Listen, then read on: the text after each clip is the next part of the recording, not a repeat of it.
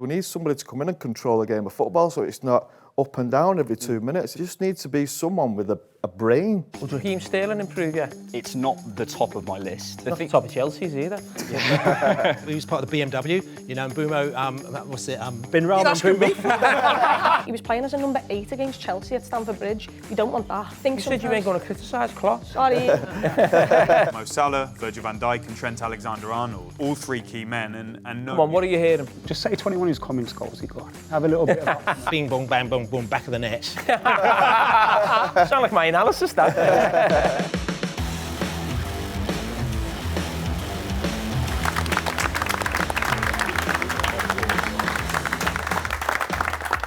Hello everyone and welcome back to the Fan Debate brought to you by Sky Bet. So I'm delighted to be joined by all the supporters from up and down the country, and also Mr. Paul Scholes on my right and David Ornstein here, who's in the crowd, who is now #1 in breaking transfer stories, and every fan in here and up and down the country hangs on his every tweet, seeing what's going on transfer-wise. But Scholes, we've had the opening weekend of the season.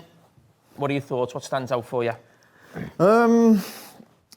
Good to be back, obviously, first and foremost. I don't think there was many surprises. I think the top three winning their games wasn't a big shock. I thought Liverpool were really good second half, especially. I think City's win at Chelsea was probably the best one. And then the ones in behind it, obviously Villa and Man United, Newcastle won their games. Chelsea and Tottenham obviously didn't win theirs, although I thought Tottenham were really good for an hour of that game. The biggest surprise is, I suppose, Brighton at Everton. Yeah, it was a standout one, wasn't it? That was a standout one for me. That was a really good result. And I also think Aston Villa's win at West Ham was a big one. I thought it was a great win. So, all in all, great to be back. I don't think there's many surprises, but yeah, brilliant. Okay, start with Big Steve, Man City. Yeah. Comfortable, wasn't it? Yeah, it was, yeah. I think before the game, we were a little bit worried that we didn't have no Rodri there and whether he was up to speed. But Pep got it right. I think Kovacic played really well in the middle of the park with Bernardo, young Rico Lewis at right back. And yeah, we got the job done. Erling Haaland off to a flyer again. And then Kovacic sealing his man of the match for me with a goal at the end. But we look strong, you know what I mean? I think a lot of people could relax now because we know that there's a system in place when Rodri's not there that maybe can work. Whereas obviously the news breaking today that Gundogan may be coming back is massive for us, you know what I mean? He's a great player. And to get him back as well, just give everyone a boost. But yeah, I'm happy. Charity Shield win. And then Stamford Bridge. I feel like Chelsea, in a few months when they get going, Stamford Bridge is going to be one of them places where teams are going to find it tough. So for me as a City fan, to get that one out the way early doors and get the 3 points, I think we're happy with that. Alex, Arsenal, comfortable again? Good win, yeah. Important, I think. 2-0, the second half wasn't particularly good, but, you know, it's the first game back. I think the story of the game could have been Havertz, but for me it was Saka, I think with the goal and the assist. I think he had like 2.5 weeks off between the Euros final and coming back to training. Yeah, the consistency is just unbelievable. Obviously a great assist for Havertz as well, and a great goal. David, I just want to ask you about these two teams. These are the two teams I think most people in the room would say are going to battle, you know, for the title. Not too much transfer activity between the two of them so far. I mean, are you expecting any more business, ins or outs, for either of them? Well, the lack of activity so far suggests they've got a good setup already. They've got their houses in order, really strong squads, and there's not a great deal you can do to improve them further. So that's credit to those who have built those squads. And there's still time for them to do a bit. So we mentioned Gundogan coming in, which is going to be a great story. And even though he's 33, I think he doesn't rely on his pace. He's a brilliant player and leader. He loves City. He had a couple of bad knee injuries, which probably gave him time to, well, it did give him time to really work on his body and his mind, and that may add time on at the end of his career. And Pep Guardiola swears by him. It was his first signing. He even signed him with a knee injury from Borussia Dortmund, and was his trusted lieutenant, winning the treble, captained the side. And so that's a good one for City. And I think they'll probably look to do one more potentially, whether it be a wide player or somebody that can play wide and up front to back up Erling Haaland. Got any names Obviously- for us? Not yet. They've been linked with the Celtic forward, which maybe points towards, and he is one of their options, but I don't think they've settled on who they want to go for, if they will at all. Needs to be the right player who will accept playing second fiddle to Erling Haaland if needed, or the wingers who are there at the moment. And, you know, that's not an easy task. Julian Alvarez leaving because he wants to live in Spain and probably be the main man at Atletico Madrid. So other than that, Man City don't need to do a lot now. But maybe, in Gundogan and perhaps one more, the Celtic player is of a higher age as well. Maybe a couple of temporary solutions at the moment for City, just to tie them over. It's coming into a really interesting period. Pep Guardiola's out of contract next summer. Many of the players are reaching a level of maturity that you could see them moving on. Kevin De Bruyne, a Kyle Walker, and so on. So it is a fascinating time there. Arsenal are at the other end of the scale. They're trying to build a project that's going to compete consistently with City year after year. I think Mikel Arteta has done an amazing job so far, supported by Edu as sporting directors and their ownership there under the Kroenkes, who got so much stick for so long, but appear to be being vindicated in the way they've operated. They've done really well in the transfer market in recent windows. Of course, they'll be looking to strengthen. A deal for Mikel Merino of Real Sociedad is close, and that would give Arsenal maybe a bit of what they lost when Granit Xhaka left, as a mature sort of number 8 who can sort of play box to box. We saw in the Euros how effective he can be, add some height in there as well and real presence, one of the top midfielders in Europe. So that's a deal that's kind of into its final stages, but at the time of recording it's not fully done. They need to get some players out at Arsenal.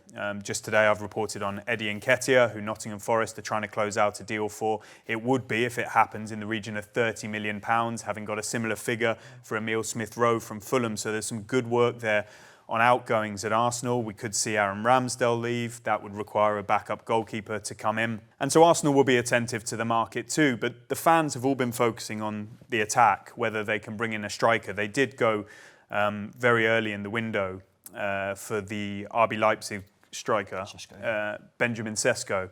But that wasn't that we sign a striker or whatever we do. It was a market opportunity. He decided to renew his contract there. And like many of the top clubs, that doesn't mean you just knee-jerk into doing something else. You try and look for the right player for you. And as it's materialised, Kai Havertz can play in that position, did well last season, scored in Arsenal's first game. Gabriel Jesus appears to be back to fitness, had a really good pre-season. And if Arsenal don't add in that department, I think they'll be comfortable with it. It doesn't mean they won't have an eye on it for the future. Do you agree with that, Alex? I think it's about defining what the issue is. And I think there's a bit of a misunderstanding. Arsenal haven't got a goal-scoring issue because we've scored the most amount of goals we've ever scored in the Premier League in the last 2 seasons. So that's not the issue. The issue is, and I think actually you reported in The Athletic, I think the hierarchy feel we're missing a bit of X factor. Yeah. How do you define that? Okay, well, I think we lack a little bit of pace. I think we lack a little bit of height. Havertz is the only forward, I think, over 6 foot. And I think we lack someone who, it's a high bar, but we're chasing City. We lack someone who can create a moment out of nothing, like a Salah. How do you find that on the market? I don't know. Maybe they felt Šeško was the answer. I look at someone like an Osimhen. I think he's someone who could, the way he creates separation in the box, the way he finishes, he's physically incredible. But yeah, it's a tricky one because Arsenal fans probably go back and forth, and I'm sure you see a lot of it, about this. I just feel if you can't improve to 100%, don't miss out on the chance to improve a bit. Do you know what I mean? It feels bizarre. Okay, if we can't go and get the future of the position, in the same way that we did with Mudryk, we go, okay, we can't get Mudryk, we'll get Trossard. That's an improvement. That we've raised the floor there. Would Raheem Sterling improve, yeah? I think Sterling is a brilliant footballer. I think he would improve us. It's not the top of my list. I think Arsenal fans... He's not the top of Chelsea's either. I don't know if he's got a spot in the dressing room. Look, he'd improve us. If you said to me at the beginning of the summer, Arsenal get Raheem Sterling on loan, are you happy? No. But from here, if we can't get Šeško, if we don't feel there's other options on the market, then Sterling is better than what we have. I think he'd improve your squad. Yeah. I don't think he'd improve the team. Yeah. I don't think he'd be a starter. But then again, I think you do need them numbers. You need like 16, 17 players. Okay, having 12, 13, 14 that are good. Yeah. And if they stay fit, then great, you've got a great chance. But you still have to go deeper into your squad. And I think Sterling would be a good squad player for them. It's really easy to disrespect players when they have a couple of years out. This is a guy, I think I'm right in saying, maybe someone can correct me, I think he had the most goal involvements in Europe behind Messi at one point, like 5 years ago or something. This isn't a horrendous, this is a brilliant footballer. So he just needs the right environment, and that could be Arsenal. I was just going to say, he's 29 years old, Raheem Sterling. Just before we've started recording here, I reported that his preference is for a permanent transfer, not for a loan at this point in time, and Chelsea are going to support him in doing that. He's not training at the club the last 2 days.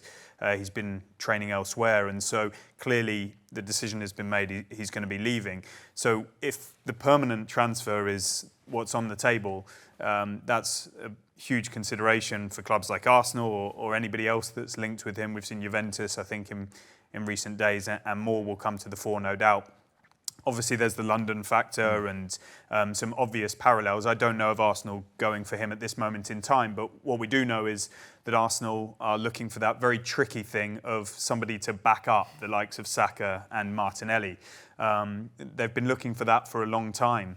And it's not easy to find. It's like the Harry Kane question at Spurs. Who would want to come? Yeah, exactly. When sometimes you've got Exactly. players that good, trying to get someone to go to them and then know that they're going to be sub. I mean, would Raheem accept that right now? He's obviously frustrated with the situation he's got at Chelsea. But we're talking about Shaun, Chelsea. I mean, everyone is ridiculing your club. Everybody who talks about them. I mean, what's the feeling in the fan base? Do you agree with myself, Scholes, anyone else who talks about the club, or you sort of want to feel like you want to stand up for your club and sort of fight back and explain to us what is going on? I feel like because of the fact that we've always been seen as a team that spends money, and the expectancy from the Chelsea fans are that we should compete when we spend so much money. But because in previous years we actually were successful, now we're not successful, it's easy to hammer us. And people have been talking about the squad numbers, like 40 odd players in the squad, but realistically, when you look at the players that are actually in and around the first team squad and what Chelsea have listed on their website for their squad players, it's not too dissimilar to Man United and Liverpool's numbers of players that are really going to be in and around the squad. It's like 26, 27 players. So I think we're being harshly criticised in the media recently just because of our lack of success with the money that we've spent, because there's a level of expectancy and an entitlement from Chelsea fans in the past 10, 15 years, because we've been so successful, that some fans feel entitled to win because of the money that we're spending and what we've already won before and the dominance of what we have. Can you understand the plan, or can you sort of see it where you think that where they're trying to go with it? I mean, obviously you're involved at a lower level in terms of bringing players in and out of the club. No, I think we said that a couple of weeks ago, didn't we? We can't see where they're going with it. I know they're buying a lot of young players that are they looking for success in 5 to 10 years? I'm not too sure. What I would say about Sunday, when I saw the team, when I saw Chelsea, I thought that's a good team. Mm-hmm. Yeah. I don't think they're a million miles off it. It's also players that have come back from injury, like as well. Like we've spent a lot of money. Lavia's one in here. He looked very good the other day. Yeah, Lavia, we never got to see him, and even he's not been seen as a starter because of Caicedo and Enzo's price tag obviously being double what his is. So I don't know who's actually in control at the club as well, because I don't know if Enzo Maresca is going to get treated the same way that Graham Potter got treated when we start to not get successful results, if we start losing and dropping points to some of the lower league sides. Are we at the stage with Chelsea, sorry for interrupting, where the frustration from the crowd will actually go to Todd Bowley and the ownership, not so much the manager? Because, I think we've probably said this with Man United over the years as well. We can't keep sort of blaming the managers if they keep sort of failing. What's the Chelsea crowd like? Is it ready to turn on the club or the ownership?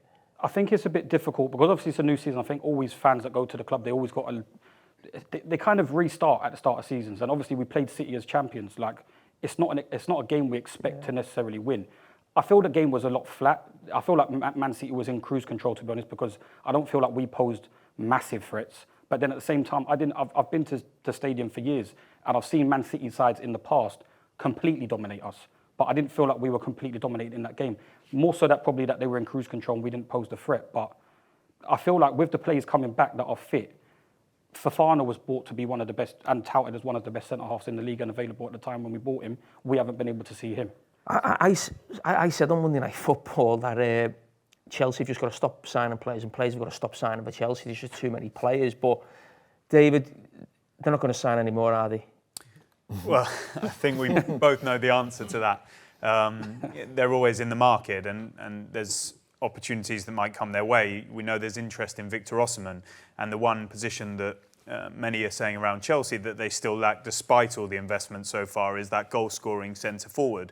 What they'll be reluctant to do is sort of kill the development of Nicholas Jackson, who did well in his first season, despite people feeling he definitely has improvements to make.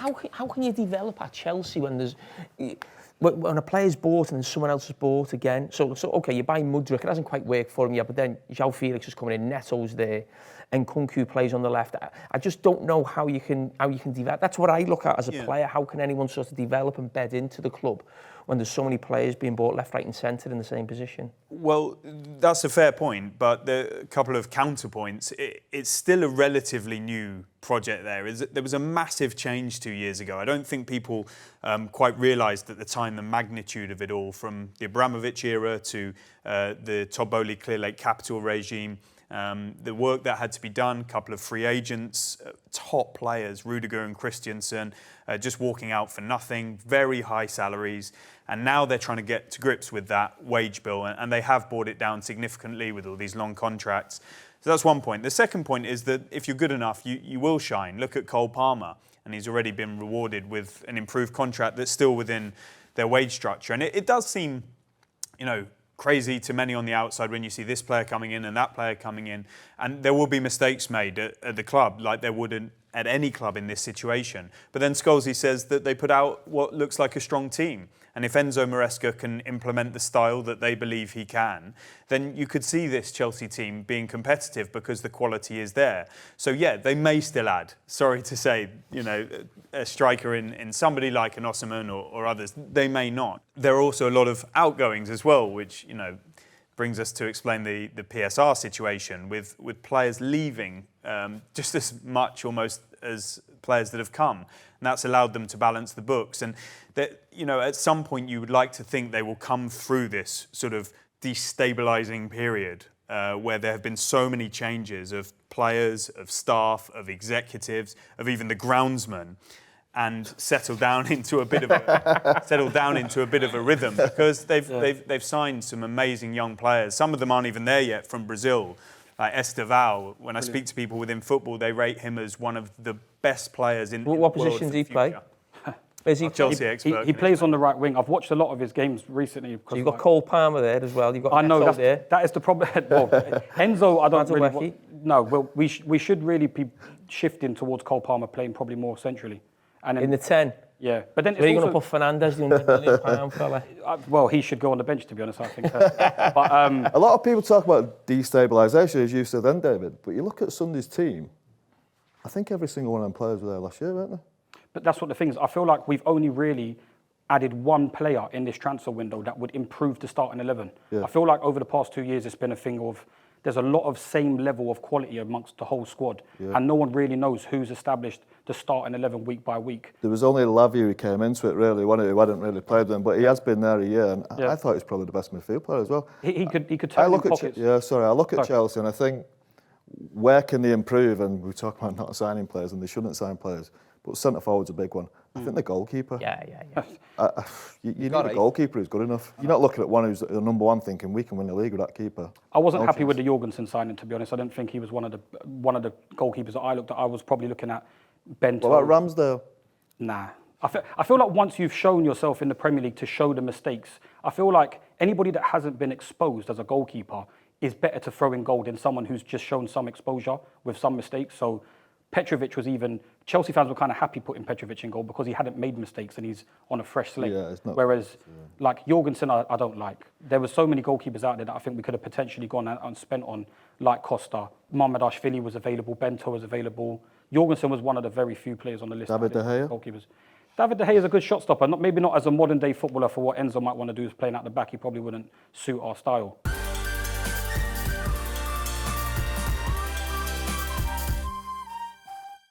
All right, listen, we go from Chelsea, a club who are obviously buying everyone, to a team who haven't bought anyone, and that's my Liverpool. So, Chloe, What are your thoughts? Arne Slot's first game away at Ipswich, come away with a comfortable victory in the end. Yeah, it was a tough first half, but I think everyone expected that. There's going to be teething problems with a new manager coming in, and this manager is sadly coming in after Jurgen Klopp, who is possibly one of the greatest managers to manage in the Premier League, but also one of our greatest managers. So I think we've got to give him time, and that second half performance, I thought we were absolutely superb. The first half, Ipswich, their fans were great, they were up for it. You could just tell they were excited by the prospect of actually just being back in the Premier League. So you've got to expect a really good atmosphere. It was a tough away ground to go, you know, for 45 minutes they did really well, and Liverpool just struggled to create space and get our dangerous players in the areas with space where they could actually get in behind and really cause them damage. But in that second half, I think you saw the gulf in quality of what the Premier League is about, and they will cause other teams problems like they did us in the first 45. But it's about managing your way through that.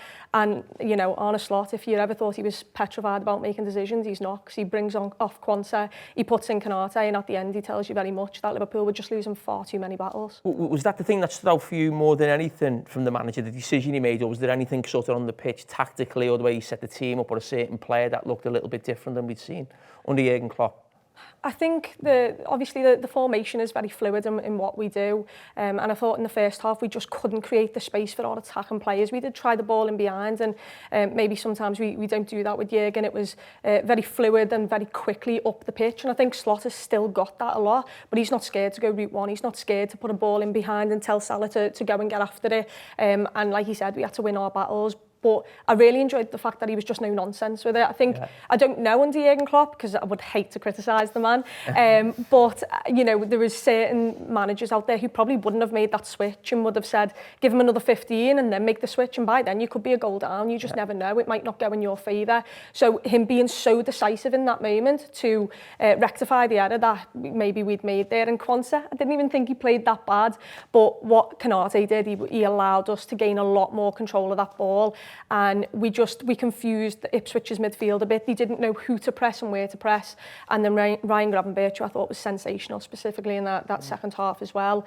He just found spaces of getting out of our back four, giving the passing lanes to then, you know, cause the players to be attracted to him, which gave space to Szoboszlai, gave space to Trent, gave space to McAllister, and obviously our front three, who are clinical. And that 2-0 could have been 4-0 in that second half. They were that good. Scholes, you said earlier on that you were impressed with Liverpool. What was it?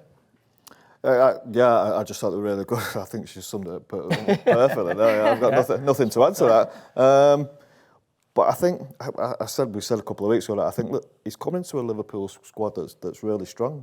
You think of the players again who weren't playing. You think of Elliott and Jones in midfield, Gakpo, Nunes to come on up front as well. There's a really strong squad of players there. Now Ipswich will always be, honestly. Also, it's a tight ground. We've been there. It's a tight place to play. It'll always be tough. They'll make it tough for you. And Ipswich did tire a little bit, but I thought Liverpool's strength and more important, the goals. They just look like they've got so many goals. And like I said, with them three, I thought Salah looked as sharp as I've ever seen him. And when I came away from it a couple of weeks ago, I was thinking, you know, he's going into his last year of his contract. Is he going to be, you know, a little bit moody, same with possibly Van Dijk, but you saw on Saturday, that he was as lively as I've ever seen him, and they've got them players to come off the bench. They've got 5 top-class players there. It's a really good squad. I know you talk about Gravenberch playing that position. I'm not 100% that'll be his position for 5, 6, 7 or a number of games, and I think David will probably tell us more than anything, they're looking for somebody in that position. Yeah, it's just whether, obviously, that the Zubimendi thing obviously went flat, and I think you reported that you don't think they'll go for anybody else in that position. Yeah, the number 6 specifically, you know, has been an area that Liverpool have been looking at, but Zubimendi emerged as a market opportunity in a way that we spoke about earlier with Sesko for Arsenal. And it wasn't a case of, if we don't get Zubimendi, we're just going to pivot to somebody else for the sake of it. They really wanted him specifically, and unless they find somebody that they're completely happy with, they'll wait and bide their time and be patient and be brave about that, because it's going against what a lot of the public and fan bases want, which is just transfers. Liverpool have shown historically, and they haven't got everything right, but they've shown historically that they've got the courage of their convictions to stick to their plan. Under FSG, it's been self-sustaining largely, and they had Michael Edwards there as sporting director. He's now returned to the club as chief executive of football for Fenway Sports Group, and Richard Hughes has come in from Bournemouth. And they had a lot to do when they came in, which was only in recent months. And many clubs plan their transfers 12 months in advance. Well, Richard Hughes was at Bournemouth. Michael Edwards was doing external projects and taking time off from football. So they've come in and they've had the unenviable task, as Chloe outlines, of replacing Jurgen Klopp, 9 years, complete hero and legend of the game. And they had the Xabi Alonso situation and that process that ended up with Arne Slot. They had Arne Slot's staff who had to come in. They get into the training ground. They've got to set a new tone and atmosphere and environment and culture under the new sporting director. There's players that need to move on in their eyes, because Liverpool have always done that. In the case of Fabio Carvalho and Bobby Clark. And then they set about recruitment at the same time as well. And it's a squad that you guys have just outlined. It's very difficult to improve upon. And they don't want to make mistakes that some other clubs seem to be able to make, spend recklessly and continue to do so. That isn't possible at Anfield. And they showed some years ago with Virgil van Dijk that if they don't get them in one window, they might go back to it in another window and end up with the player. And so back to Scholes' point, they'll work with their internal solutions for the number 6, whether people like it or not, unless something comes up before the end of the window. And in other roles, such as Mo Salah, I reported really early in the summer that he was fully expected to stay. He had given Liverpool that vibe, Liverpool had given him that vibe, Saudi Arabian Pro League knew that was his preference. He still feels he can deliver at the top level of European football, and so it appears in that opening match so far. So Liverpool have quality all over the pitch, and to the extent that they can still make big sales, somebody like Sepp Vandenberg he had a great pre-season, but is set to go for over £20 million. The one big issue on the horizon for them is the 3 contracts of Mo Salah, Virgil van Dijk and Trent Alexander-Arnold. All 3 key men. And no, come on, what are you hearing? No 3 news. of them staying, 3 go? What are we thinking? News. I think they should move heaven and earth to keep Trent Alexander-Arnold. We saw with that assist for Mo Salah's, the pre-assist for Mo Salah to Diogo Jota, that Trent Alexander-Arnold has qualities like nobody else in this country and you could say in the European game. And Liverpool, unlike England, seem to use him correctly. And he's a Liverpool boy. I think he's vice-captain now. Yep. And it would be very sad if they didn't strike a deal with him, I think, for the Liverpool fans.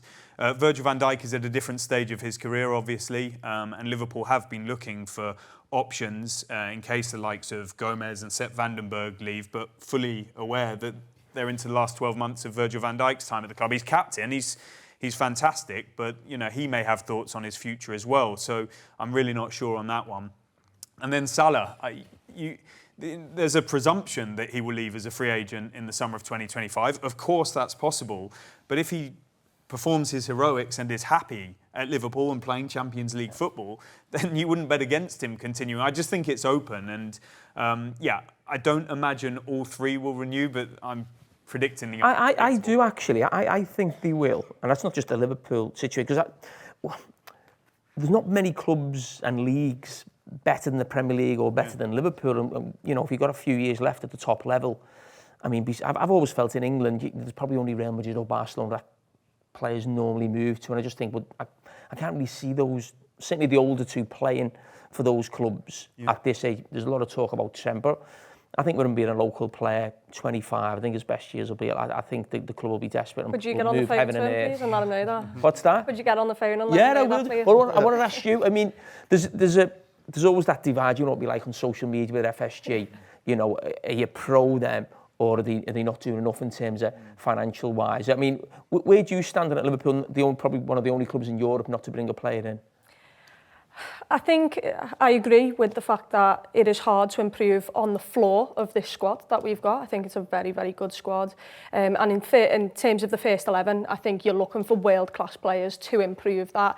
Aside from maybe the number 6 area, which I think, that is my target area of where I'd want Liverpool to improve on. But now we play with a double pivot. So, do you need an out-and-out destroyer? I'm not sure you need that. I think you do maybe need the Zubimendi type who, what he does is just link the play between the defence and the forwards and gives it to other people to be creative, but gets you out and beats the press. What's the biggest area then, Chloe, do you think that Liverpool, if Liverpool were going to make one signing before the window closed, what area of the pitch would you want that to be? It depends. Based on starting 11, I'd say DM, your number 6. Based on squad, right wing, because you can't go from Mo Salah to Ben Doak if Mo Salah has an injury hit season, which last season was his first injury hit season really, where obviously he got that injury against Real Madrid in the final, but he came back and he was back to his best. Last season we had to go without Mo Salah, and Mo Salah is what can win you potentially a league title. I think without Mo Salah, Liverpool aren't anywhere near winning a league title, and I think to have the drop off from Mo Salah to then Ben Doak, I think it will be a boss footballer. I'd rather let him go out on loan than potentially sell him. It wouldn't have to be Ben Doak though, would it? It wouldn't. You think you can bring Jota out there? You've got Cody Gakpo. There's other players there that can do it. The only problem with that is Jota, when he's fit, you just need him between the goalposts because he is one of the most lethal forwards in the Premier League, and I would hate to kind of facilitate him and move him to the right wing. We've seen it with Cody Gakpo. When you're so versatile, it actually hurts you because Cody Gakpo can't nail down a position. We don't know where he should play for Liverpool. Last year at the start of the season, he was playing as a number 8 against Chelsea at Stamford Bridge. You don't want that. So I think you said you weren't going to criticise Klopp. Sorry. He's gone now. He won't listen to this. He doesn't listen to this. But you kind of don't want that. I want Diogo Jota in his best position, which is up top. And if I need him to play out wide, I'd want him on the left wing, cutting in on the right. I don't think you should have to make do with a player on that when you're as big as the club as we are right now. So with FSG, I totally agree. And I would, no offence, I would hate to be what Chelsea are right now. I don't want to go anywhere near that. I'm really quite happy with, not having a problem with PSR, but I also feel like if Liverpool somehow don't think that there's a player out there who can improve that squad, that is the only thing I can't get my head around. There's got to be someone. Do you think they might need a centre-back? I think that might be the only area where they could be slightly weak. If one of them get injured. When I look at what City and Arsenal have got, I think there's a certain player both clubs have got that I think would be brilliant for Liverpool. Arsenal have just brought in Calafiori. And Man City have got, in terms of Nathan Ake and Gvardiol, I think Liverpool could do with a left-footed centre-back who could play left-back. Yeah. I think it'd just give you a nice balance. The problem is, again, Virgil van Dijk he plays on the left, doesn't he? But I don't think it'd be the end of the world if he had to play on the right for some games. But I think if we had one of those players and you had, Trent doing his thing and being a little bit more free and having a bit more solid on that left side, because I just think obviously Andy Robertson's getting older, Simicast is still not quite sure if he'll ever be at the level, and I just think the left-footed centre half, especially for Dutch coaches, I think is massive in terms of the balance, because we always know we're brought up with that thing on Dutch coaches. So Van Gaal comes into Man United, the first thing he does by Daley Blind, and we're saying he's I'm not getting into that one whether centre-backs tall enough, but you looked at the size of him. Yeah. And you think, okay, he's brought him in to build up from the back with the left foot. You see Pep, he's got 2 left-footed centre-backs. He had Laporte as well. And I just think with a Dutch manager, I wouldn't be surprised if that is an area. I don't even know who the player is, but that would be the one thing I would look at right now, a left-footed defender. For me, the 3 areas are DM, left-footed centre-half / left-back, because I don't think Robbo completely fitted the system the other day, but he's had half a he's played 60 minutes in pre-season. I can't rule that out. And also, I think Konate coming in, what he also did, aside from winning battles, he has that extra pace to fill up the gap that Trent vacates. Yeah. So I think that helped us. But then also right wing. So there's 3 areas where I think Liverpool need to make signings, not necessarily all on the first team, but more a squad as well. I can't see the worry in central midfield. And I know you said a couple of weeks ago you were worried about the legs in there, weren't you? I think there's good legs in there. Even with the 2 young lads, I think Szoboszlai, he can run, Gravenberch can obviously run. The only one who hasn't got great legs is McAllister. But then I think he could fit that mould of a Zubimendi, where he just links a play. I think he's got that in him. No, you're right. When I mentioned the leg scores, I was thinking about if you actually think of the team that finished last season, the midfield 3 was Endo, McAllister and Harvey Elliott. Yeah, so that was. Yeah, I understand that. Yeah. So I think that's how Liverpool won the game actually on Saturday. Gravenberch opening his legs up. Szoboszlai, obviously the pitch got bigger as people get tired. You know what that's like. And then Liverpool's extra legs in midfield, as you say, they have got legs in there when that midfield 3 play. It's just whether they've got that player who, even though we're looking at Zubimendi, I still think of, and I think most of us in the Premier League think of sort of like Keane, Vieira, you think of even Rodri, because he can almost do both. He can get on the ball and play, but he's a really big, powerful player. I think of Declan Rice at Arsenal. And I just thought if he'd have got Zubimendi, him and McAllister, how that... Would that be a little bit similar to yourself and Carragher a little bit? You know, it's almost two footballers in there. Would that be fair? But a little bit. But I think Michael was probably underestimated for his running ability more than anything. He had great legs. He was a Rolls Royce, really. He's just an absolute machine. And Michael, his biggest strength to me was his positioning. Like, look, we all know he could play football and he had great ability to pass the ball forward, but he was always in the right place. Now, Zubimendi, I think he's that type of player, along with Rodri. As you said, they're always in the right place. They're always there to link play up. They're always there to stop play. They know what they're doing, and that experience is good. But I just think Liverpool could get away with it in midfield. Wanted to add quickly on Liverpool, when you were talking about the central defence, there were these online rumours and bookmakers' odds were tumbling on Jared Branthwaite in recent days. Baz, what are you shaking your head at? Zero. All chance of Salah coming You all to wanted them to go to Man United, didn't you? No, that was David. That was the client journalism trying to create a thing. Don't be silly. Don't be silly. So you do your checks around this sort of thing, and it clearly doesn't seem to be one that's credible. But what... From the club or the player? No, there's not a situation there. Everton intend to keep hold of him, and I don't think Liverpool are actively going for him. But what you do pick up in conversations is that Liverpool are looking at that position, but it would take some departures, and probably both Gomez and Vandenberg. And they'll have their lists and potential targets to come in, because they need to future plan in that specific position anyway. And there is a wider point. You started the Liverpool conversation with the social media. It really is quite interesting to see how fierce the sort of criticism and scrutiny is of it. And that's fair enough. Everybody's entitled to their opinions. But when you speak to people that know the guys who are doing this and try and get proper sort of insight on what's going on inside, the work that is taking place, which is more than just signing players, there is more to a football club than that. The likes of Richard Hughes and Arne Slot are said to have impressed from not just inside Liverpool, but outside too, people who know them in the industry and come across them.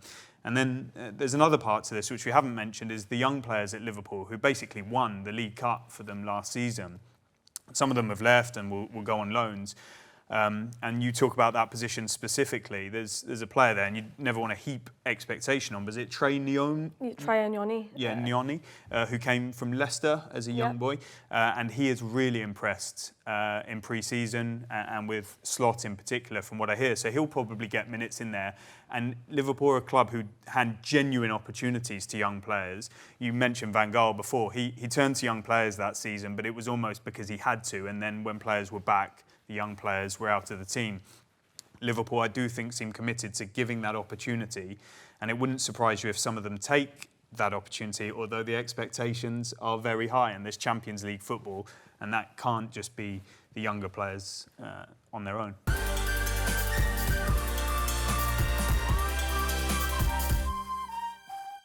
Adam, we mentioned Branthwaite there. He was someone Manchester United were looking at, I think, over the summer. Everton fans still gutted we didn't buy. I know. You wanted that money bad, didn't you? No. I mean, you've done a video about it. There was zero chance.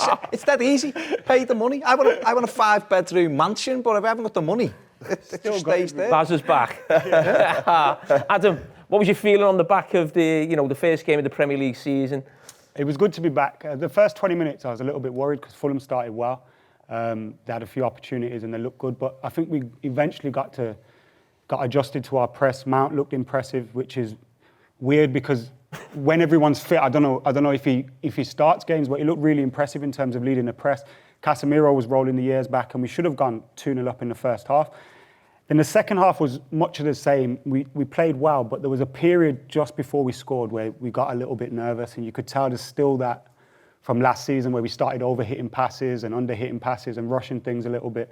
But eventually we got the goal, and I thought Joshua Zirkzee, at the time when I was watching the game, because I sit at the back of the Stretford end, I was a bit frustrated because he kept dropping deep and kept dropping deep and kept dropping deep. But then I watched his performance back, and actually when he was dropping deep, he was useful, he was linking things up, and he was making the late runs into the box, and that's where his goal come from. So I was happy to see him get that kind of start.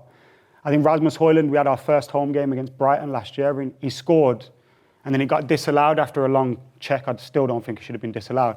But he didn't score.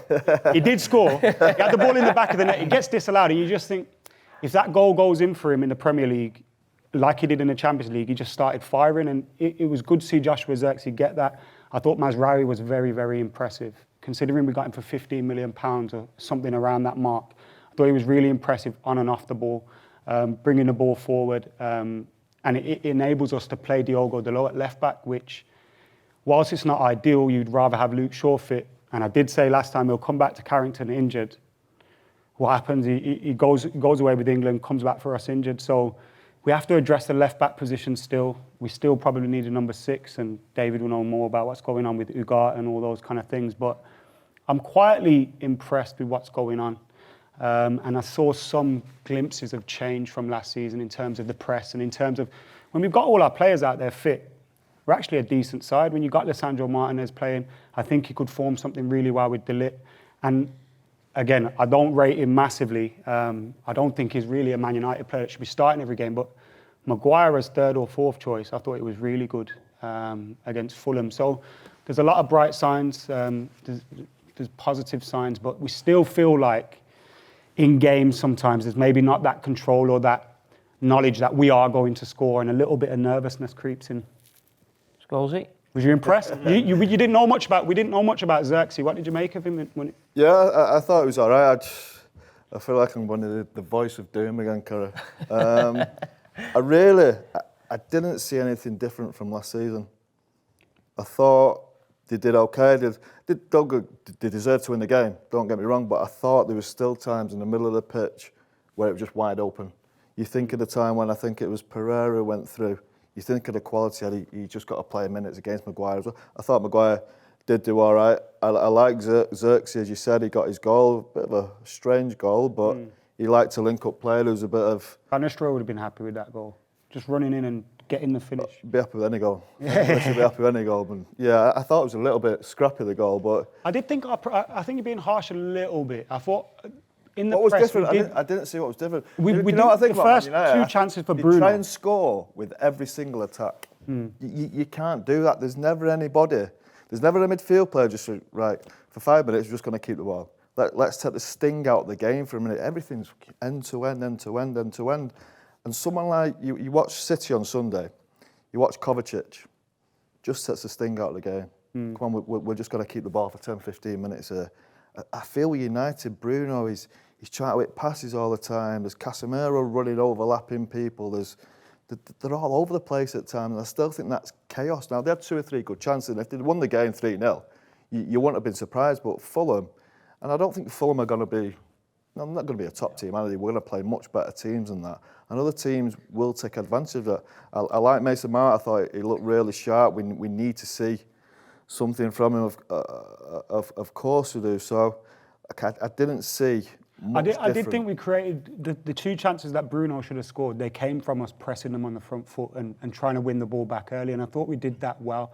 And there were times where Fulham were trying to play out. Last year, though, I thought we've done that for the last 2 years. I don't think we did it enough, though. And it was often like Bruno would go on his own and then he'd look back and everyone else is still behind him somewhere. And it felt like it was more of a organised team movement. But there were those periods where we weren't at it. But again, it's early doors.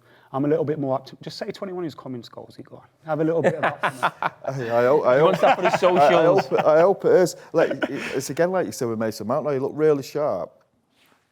But where does he fit in? I know, that's one... I think it improves our bench massively. I'd rather Mount coming on than McTominay.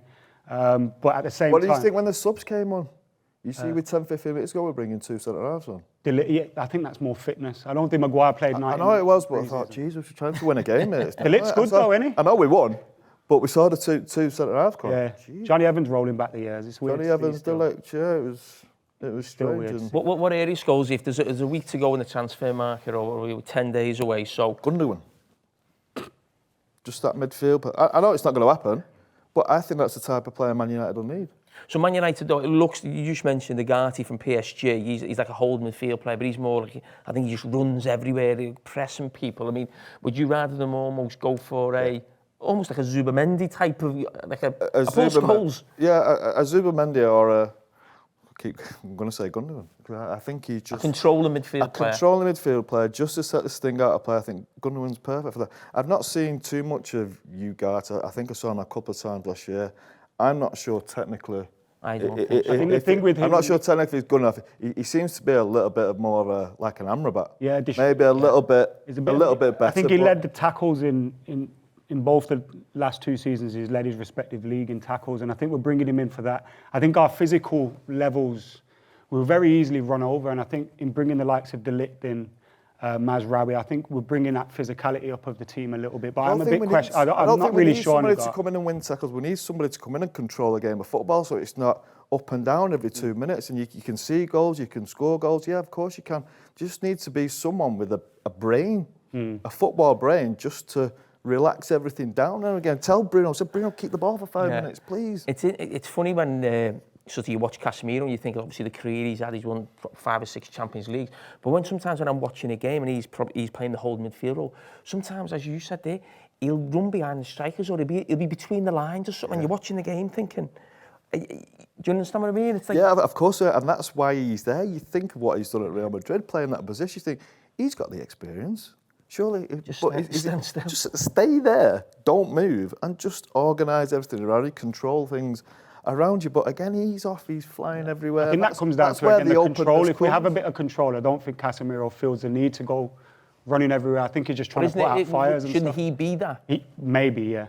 But it's Casemiro. Well, David, are they going to get one in for the window? Just on that point, the controller at Real Madrid for all those years was Luka Modric, not Casemiro. I remember being at Anfield when Casemiro was flying into slide tackles down at the touchline. That wasn't the controller, and Man United need that Modric. They're really easy to find.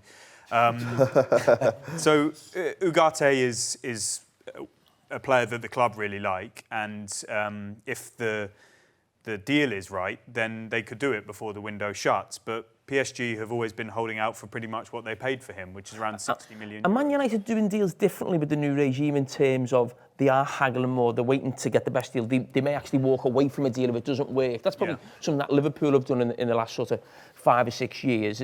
Because United have always been seen as this team who'll just pay whatever the other club wants. There's definitely been a drive to be more disciplined in the negotiations, a bit more prudent and sensible, which often didn't happen in the past. And clubs took advantage of that, as you say. And so I think the price point that United have got all of their signings this summer has been pretty decent, to be honest. No major complaints. And that's what they're trying to continue with Ugarte. So if PSG stick to their valuation, I don't think it's going to happen. If they come down a little bit and there's some flexibility there before the deadline, then it could well happen. People sort of saying, well, it might be a loan with an obligation to buy. That's PSG's perspective. Manchester United, that's the same as a permanent transfer, and it doesn't really make much difference in the PSR calculation. And Man United do have a bit of work to do on that front, whether people like it or not. And if it's not going to be him, then they do have other possibilities as well. I'm sure you've seen names flying around. It was Sander Berge, but he's now going to Fulham. I think Fofana, Monaco's been mentioned, and there'll be more, whether we've heard them or they've kept them under wraps. But, it's possible that McTominay stays if he decides that he doesn't want to make one of the moves that's being presented, because I think Man United would do a deal for him, but they'll respect his decision equally. And if he doesn't depart, do you have the space to bring somebody in? So I think there's a lot to consider at Man United before that deadline, and largely it will be on outgoings before finalising maybe one more player in. Yeah, McTominay, I get that. 1 year left. It'd be madness to not sell him. I think they will. To get the right money, they will do. Is it sticking over bonuses and stuff like that? Like if he says he wants to go, you don't get... Because that's how it feels at the moment. Like it's a little standoff between the club and the player. Like you want to go, then make sure it's heard. Or we saw with Wan-Bissaka that one of the issues was agreeing the termination deal, the sort of severance or whatever you call it. And of course, if a player's got a contract and Man United have awarded that player that contract, then there is going to be a discussion to be had with the representatives, and it's not always easy. But I don't know the ins and outs of the McTominay one. I think it's more a decision whether he wants to play his football elsewhere or whether he wants to continue at the club he's grown up at. Yeah, I was just going to ask you, David, you mentioned about United have paid not massive money for players at this point. Is that because, which I think, they're not the higher tier of player? The only one that we don't really know about is Lenny Yoro, really, who could be anything. What did you think of? What do you think of Ugarte? You've probably seen him more than I. I've only seen him 2 or 3 times, and as I say, not massively impressed. And I wonder, he's the number 6, possibly Liverpool are looking for a number 6. Is there any competition for him, or is there a reason there's no competition for him? No, I mean, I've not seen much more of him than you guys. Was it at Sporting Lisbon before he joined PSG, and there was a real fight for his services. Chelsea were very close to doing that deal, and he was in that bracket of players. Shock, Sort of. He's still only 23, isn't he? Yeah, he's a young player. And so clearly he, and you've seen it for Uruguay as well.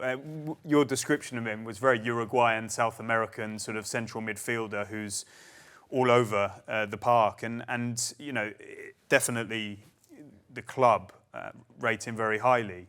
I think Erik Ten Hag. Man United do. Yeah, but Erik Ten Hag, I think, probably still has a bit of affinity for Amrabat, and that's still an option that's there, and Amrabat presumably would be in favour of it. So they'll be working on a small number of options, but you know, the finances in these things are as much a factor as... Do you think if they get him, Casemiro will be gone?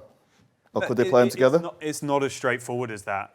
You know, there's all this talk about Casemiro's going to leave for Saudi Arabia. Not so simple. You know, the deal has to be right. Are they even in for him? They weren't the last time I made checks on it. Saudi Arabia, the Pro League, hasn't spent massive money this summer. Everybody was raving about Casemiro after... Yeah, I'm just trying to ask, if you sign Ugarte, where does that partnership work with No, Casemiro? exactly. It just doesn't seem I think to, one of the does it? problems with Which is why they Casemiro need a has been- controlling midfield, like a...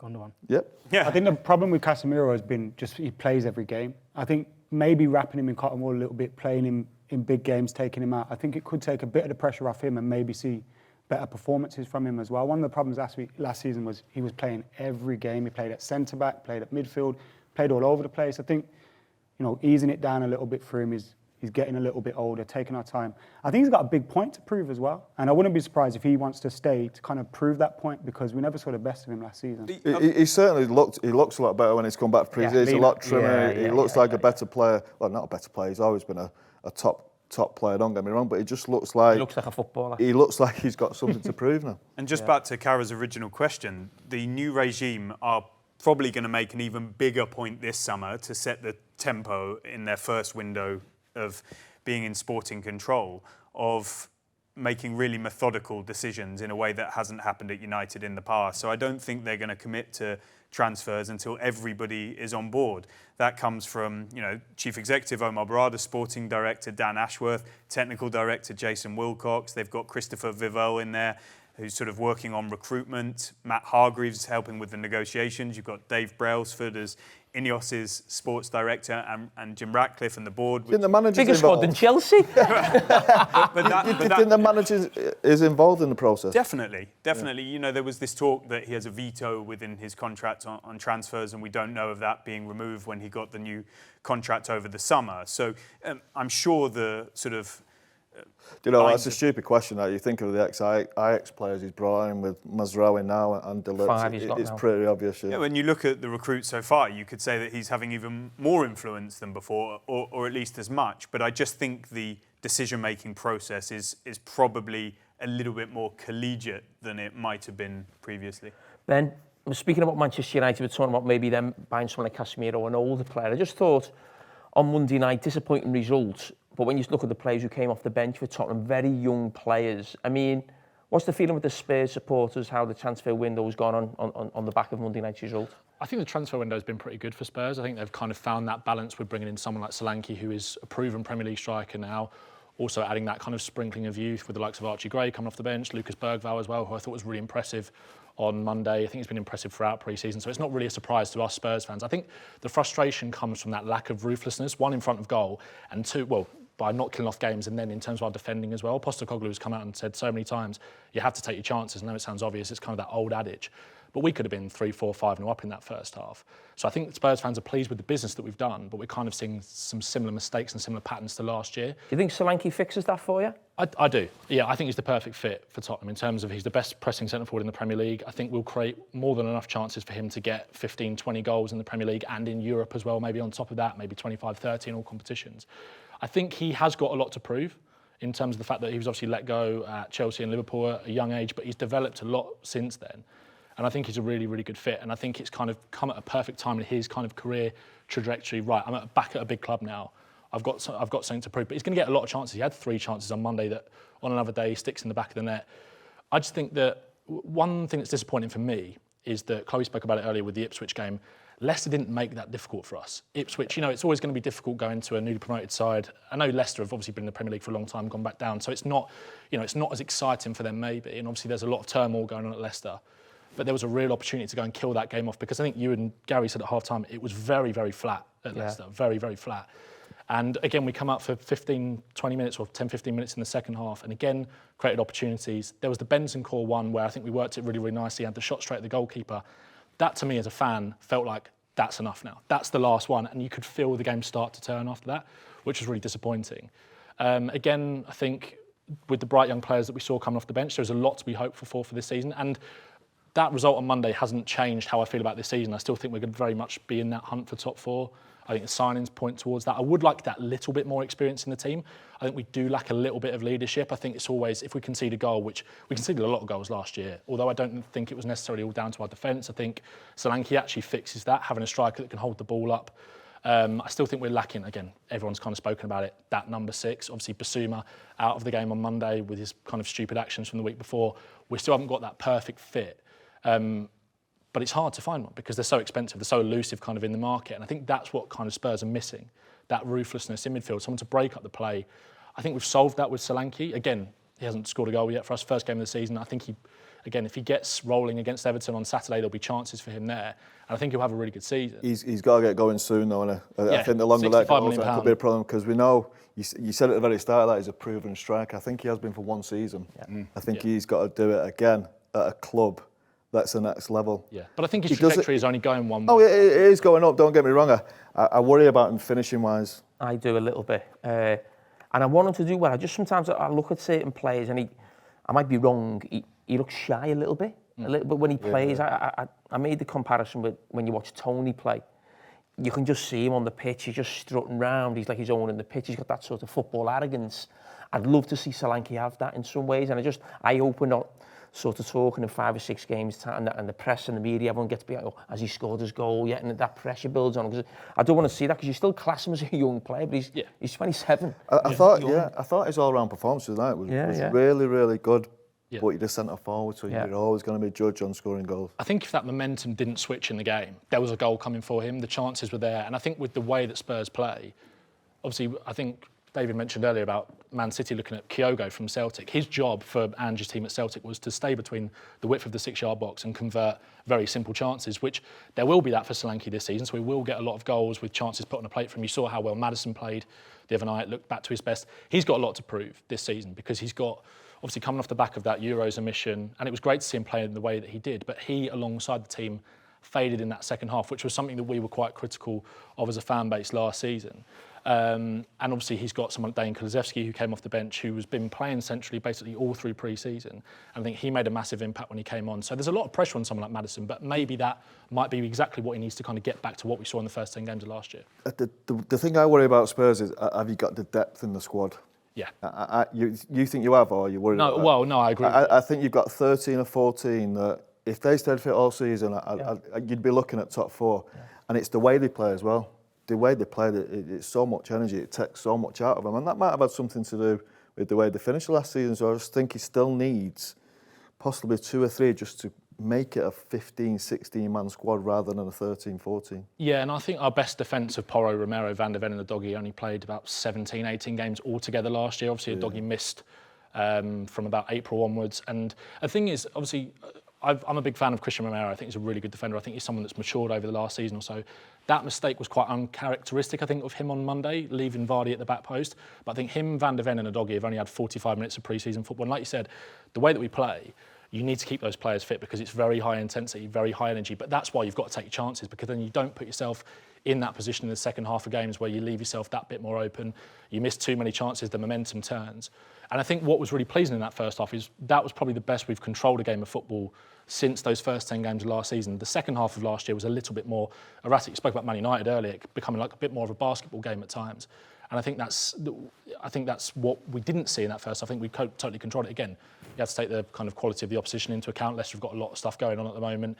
That team isn't as good as the Championship team that came up, new manager. So it wasn't a massive task for Spurs to do that, but it was really disappointing that we just didn't see it through. But you've got to, I know it's such a cliche, but if you don't take chances, you're going to leave yourself in that position.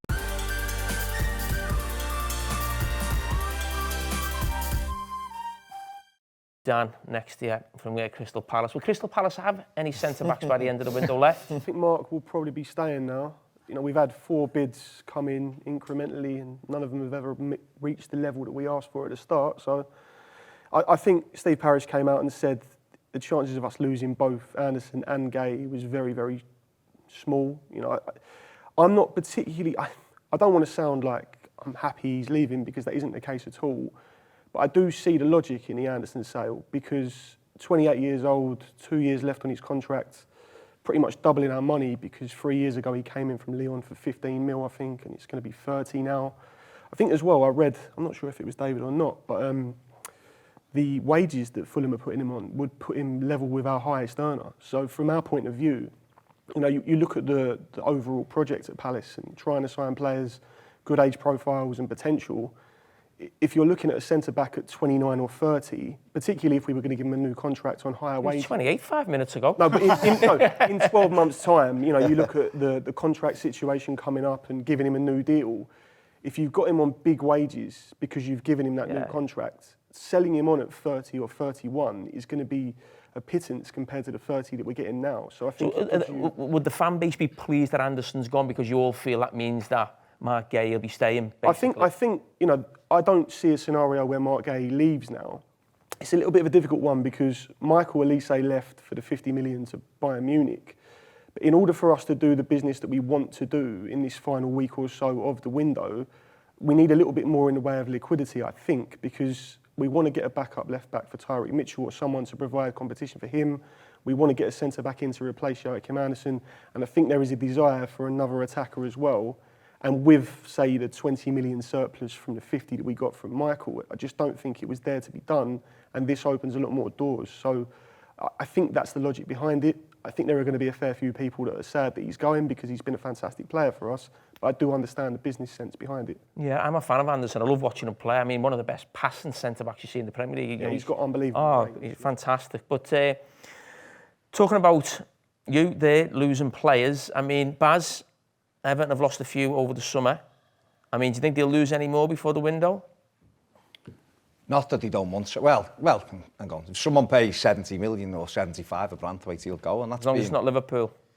Would Liverpool pay it? I don't know. I honestly don't, me personally, I don't know, but I don't believe Everton would do that anyway. I don't believe they'd do it. Doesn't mean they wouldn't. I just think that looks unlikely. What's your feeling on the back of the result? I mean, Scholes, he said, I think it was the result. I think probably for most people in the country, it stood out because that was a game where I just thought, new manager for Brighton, away at Goodison, you know, first game, Shaun Dyche type of football, tough place to go. I could easily see Everton winning that 1-0. To lose 3-0 at home, I mean, what was the feeling coming out of Goodison there? It was, obviously coming, I was one of the few that stayed, but it wasn't great coming out. I think the game, Everton done all right. I mean, we were sat people around me, and when it went 2-0, and we're like, how are we losing? I love Brighton, Dan. I like Brighton, the way they play and all that. But on Saturday, they hadn't done anything. They were winning 2-0. And once Young got sent off, who must be older than you, Scholes, you know, Muslim, he's still playing. Once he went off, Brighton took the game away, as you'd expect, and it could have ended up 4 or 5. But I just think with Everton, it's just the final third. The difference in the two teams is in the final third. You know what I thought, and it took me back to Shaun Dyche sort of at Burnley. He always had the reputation, and some people might like it, where he sort of played the same team every week. You went to watch Burnley, you'd know who was playing. Yeah. And Everton brought a few players in the summer. I know the lad from Villa, I think, played midfield and has done quite well, hasn't he, in pre-season. Yeah. But it's still almost that same front four. And listen, they might be better than the signings who've come in, but it just...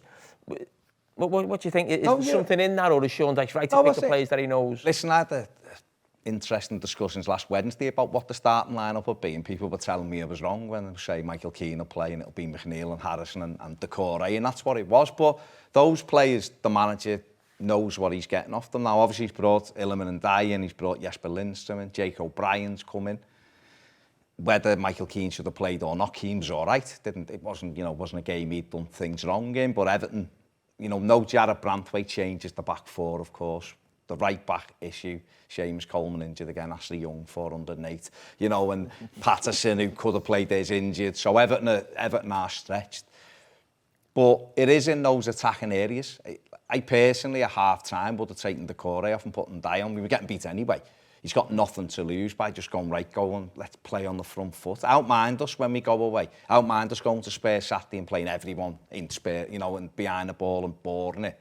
I just think at Goodison, I think that's just a little change Dyche's got to make. Just at home, I think we've got to go after teams a little bit more. I mean, obviously, the last few years, Everton have been sort of fighting relegation, not so much last year, but is that in the back of your mind at all, or do you think you'll be absolutely fine? Because the big thing is to make sure you're in the Premier League for next season with the new stadium, isn't it? Yeah, it's got to be in your mind. But I personally think Everton will finish 14th, 15th. I think they'll be okay because they get results. I mean, last season, 4 months without a win, lost the first 4 home games, had 8 points taken off us, and we were still 14 points clear of relegation. With the 8 points, we had as many points as Brighton, with points. So we would have finished 11th, I think, without the points deductions. I think it'll be there or thereabouts again. I said before last week, and I've not changed it on one game, they'll be between, in my opinion, 11 and 14, but that will be grind and results out and stuff. And it is, you're right, it's going to be, everything should get better from next summer because the match day revenue will go up and all that. But the biggest thing with Everton at the minute is the ownership thing still, and trying to give the manager what he needs. We've given players, and he hasn't used them yet, and he will use them. I'm saying he won't use them, but he still needs a right winger. He tried to get Wilfred Nonso or somebody tried that last year, but without a sale. Like PSR-wise, Everton are fine if you look at the numbers, but there's no cash. You don't do deals without cash. It's great going to Leeds, we'll give you 2 million, and they're like, we want 10 up front, mate. So you can't do the deal. So I think any players Everton bring in, I think David might agree with this, I don't know, but any players Everton bring in now will be dependent on trying to get some out. They're trying to get Maupay out. I think Holgate they're trying to get out. Michael Keane, has got less than a year left. Dominic Calvert-Lewin, big uncertainty over him. And also Abdoulaye Doucouré, there's some interest from the Saudi League. So there's 5 players there in the squad who might not be here by sort of next Friday when it shuts. So that's where I look. I do think we need a right winger, and I do think, obviously, if Calvert-Lewin goes, they need a centre forward because they need something, like you just said before, Paul, all-round game, great winning headers, great holding it up, back to goal, excellent, but you judged on putting the ball in the back of the net, and this isn't a team that scores a ton of goals, second lowest goal scorers last season in the league, 4th best defence, but can't rely on that again. Yeah. How have we got this far in the show on talking about transfers, and we've only just come to Nottingham Forest? Greg, is it nice to not be involved in all this sort of transfer talk as much now? I know you've had a little go at the end of June with a bit of skullduggery, getting a few deals done with Newcastle and other clubs. Mention Jack van der Berg too. No, it's fine. It's fine. I've been looking over David's shoulder actually, seeing if we've got that striker yet. But it's been nice just to have a quieter window. We seem to be signing players to build for the future. The average age of the signings is 23. Players that we're going to be not just trying to survive one season with, which we successfully did the first season, but players that we're going to make money from in the future or get us up that league, because that's now what we need to do, find ourselves an established, like Crystal Palace or someone like that. That's our aim at the minute, and then to push on from there. So we desperately need a striker. We can't rely on Taiwo or Chris Wood for that many games this season. And I think we'll get one, but for me, the biggest thing was keeping hold of Murillo and keeping hold of Gibbs-White for this summer. That's bigger than any signing that we could have made. Are you talking about a striker to play or just as a squad player? Because I thought, I think these last couple of years, I think his goals have almost kept you up. That's what it felt like me watching from afar. It's the injuries. He's critical for us, and he's an absolutely brilliant player. When he plays, he's our best striker. But you look at how many games he's played over the seasons he's been with us, and you can't say Taiwo's going to play 30 games this season. We've got to have that backup. And Chris Wood, 14 goals last season, already got a goal this season, but he was blowing in the second half. The first half on Saturday, we looked good. We looked like a team that was progressing. Second half, we were tired and we needed something that just wasn't there, and that's why we suffered in the end. Billy, you must be pleased with how it went for you at the weekend. Brentford? Tell you something, I'm well happy. I'm not going to lie. Thing is, right, Premier League, 4th season in the Premier League, Brentford FC, spent all my time in the lower leagues. All of a sudden, bang, here we are, this game, playing Crystal Palace. We had a little chat with Dan earlier on. And Crystal Palace, last season, mate, they were on the up, back end of that season. They were wicked. So we've gone into this game. There's two things nervous. You're playing Palace, who basically is like a third of the England squad, right? Okay, that came to the final of the Euros as well. So we're sort of playing England, sort of. Okay, I'm twisting it here. But the second thing is also we've got no Ivan Toney in the side as well, who everyone knows about Ivan Toney. Great goal scorer. He's been great for Brentford from the Championship all the way through. We've had him for 4 seasons. We haven't got him. Okay, last season, without Ivan Toney, we had about 8 months to prepare without him. We did really well for the first couple of months, you know, and Boomo, bang, magic, you know what I'm saying? And we really set ourselves up nicely. But then when we lost a couple of players for injury, particularly Rico Henry and Aaron Hickey, it flipped things a little bit. And then we don't say we struggled, but we had to adapt what we were doing because we were just losing players left, right and centre. And listen, we're a small team. We're not going to say it at all. We're a small team.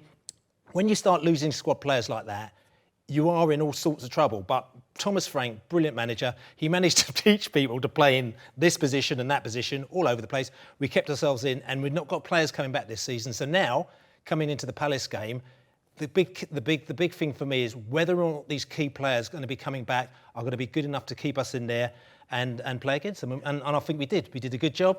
Palace were a good side. We were a little bit lucky, but, you know, a few minutes against the green. But I think the one thing that I thought was really, I mean, that goal that we scored, our first goal, you know, and Boomo's goal. Yeah, it was brilliant, wasn't it? Playing the ball out from the back, bing, bong, bang, bong, boom, back of the net. Sound like my analysis, that. It was, again, it just goes to show that we can flip the game up. And Thomas Frank, I just love him, and I just think that he's such a clever manager to be able to take a group of players like that and be able to just flip things from season to season. David, how close are we to seeing Toney moving? And will that money be used, do you think, for Brentford in bringing players in? Well, it can change between us recording this and the programme going out. Don't worry, we'll add to. No one's going to hold it against me.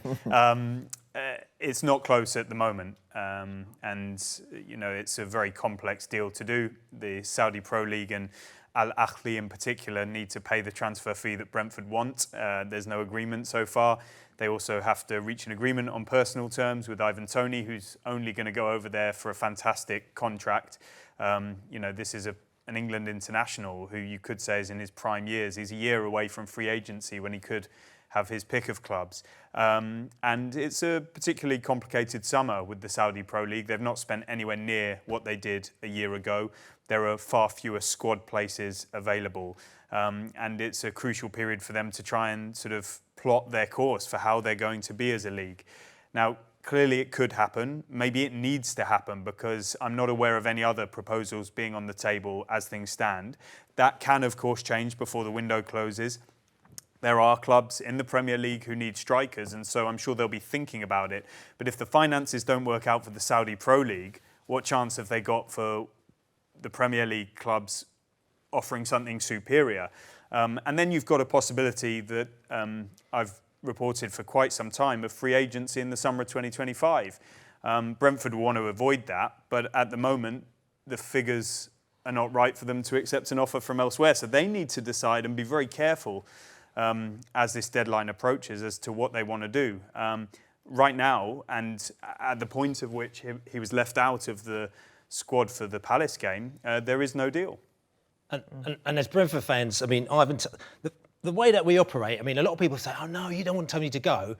But, I keep saying we're a small club and we operate in a particular way where we buy players from time that people have no idea who they are, okay? And then we get them little rough diamonds, get them to that next level. So we're so used to bringing all these players in and kind of moving them on. So we've been ready for Ivan Toney to go from time. We thought he was going to go last season, to be quite honest with you, when he scored 20 goals a season. As a football fan, I love players that have been there for 10 years, 15 years. That's the old school way. Oh, yeah, they've been there forever. But this ain't the way this anymore now. So Ivan Toney, because it's proven when, you've got Ollie Watkins, Maupay, all these players that we brought in, and they said, don't worry, Bill, we'll get somebody better. And we've done that all the time. So we're not worried about him leaving at all. And we're thinking, OK, Ivan Toney goes, we can buy another 742 players. Thiago as well, haven't you? Yeah. Come back, he got a bad injury. That's right. And he's a good striker. That's right. So we're not worried about it. So we kind of want him to go now. No, but we do because he's going to go anyway. So we just need him to go. Let's get the money. Do you think the two other forwards get enough credit? What's that again? The two other forwards, I don't think they get enough credit for Brentford. I think they're brilliant. Is unbelievable, okay? And from day one, he's unbelievable. I think the thing is, a lot of people thought he was older than he was because when he had the beard and everything like that. Then He's 28, he's 23, isn't he? Yeah, that's what I say. He's young. And you imagine when he started in the Championship with us, right? And in the Championship, he was part of the BMW, you know, and Bumo, Ben Rahman. One of them's Watkins, I know that. The W's Watkins, I'm all right with that. Okay. Yeah. Right, yeah.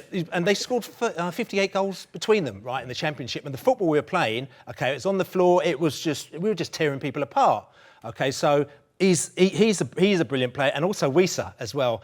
We thought he was a bit of a super sub before. You bring him off the bench and bang, there he goes, scores a goal, gets down on the floor and he does a little pray. But again, those two. So we've got, when it comes to scoring goals, we actually don't really have a problem. Where our slight issue is in defence. And like I said to you, we lost Rico Henry. He should be back soon. We lost Aaron Hickey. And then we're looking at a centre-back, which I'm not going to mention any names at the moment now, David, at all. You know what I'm saying? No. Because we want to keep that under wraps, because we need to make sure that we get these deals in, because the problem we got is that beforehand, we get all these players in that no one would know, and it'd be great, and everyone's like, who is he? Never heard of him. Who is it, David? But now, every time we get a player that comes through, I think the agent goes Brentford on them now, and then boom, Tottenham, whoever it is, comes in and they sweep them from underneath us. That was Archie Gray, wasn't it? That's exactly what happened. And before that was Mudryk. We had Mudryk. We were about 18 months before everybody else. Away with Mudryk. that one, but he might have been different for us because we would have actually let him play, and he could actually developed and grown with us. You see, so like I said to you, it just depends on situations, you know. So. So you're blaming David, really? Well, listen. Well, David, look, let's just keep them zipped up, okay, until the deal's done, all right, and then we can let it out there. Okay, thanks for that, and thanks for all the supporters for joining us on this week's Fan Debate, brought to you by Sky Bet. So make sure you join us next week.